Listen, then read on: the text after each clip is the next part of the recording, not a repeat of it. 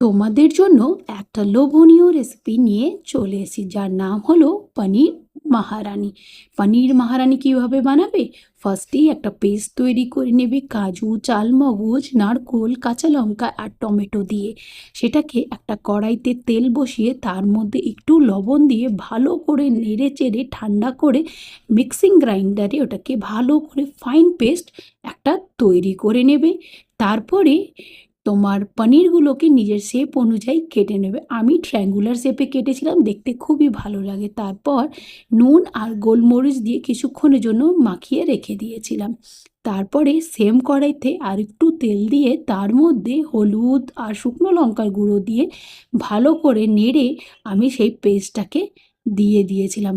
পেস্টটাকে কিছুক্ষণ নাড়ার পর মিক্সিং গ্রাইন্ডারে আরেকটু জল দিয়ে সেই পেস্টটাকেও আবারও ঢেলে দিলাম, দিয়ে বেশ ভালো করে নেড়ে চেড়ে তারপরে পরিমাণ মতন তোমার নুন দিয়ে দিয়েছিলাম, নুন দিয়ে ঢেকে রেখেছিলাম যাতে তেলটা খুব ভালোভাবে বেরিয়ে আসে আর মশলাটাও ভালো মতন কষে যায়। তারপরে কষে যাওয়ার পর আবারও ঢেকে দিলাম, ঢেকে দিয়ে একটু চিনি দিয়ে দিলাম যাতে ব্যালেন্স হয়ে যায়। তারপরে সেই ম্যাজিক মশালা যেটার নাম হচ্ছে মহারানি মশালা। মহারানি মশালার অবশ্যই কী দিয়ে বানিয়েছি সেটা নেক্সট ভিডিওতে তোমাদেরকে দিয়ে দেবো। দেখতেই পারছো কি সুন্দর কালার আর কতটা তেল বেরিয়ে এসছে না, দেখতে কি জিভে জল চলে আসছে। তো অবশ্যই নিজেদের রান্নাঘরে কিন্তু ট্রাই করবে। তারপর কি পনিরগুলোকে দিয়ে দিলাম, দিয়ে বেশ মাখাচাকা করে এটাকে নেড়ে চেড়ে আবার ঢেকে দিলাম একটু পরিমাণ জল দিয়ে।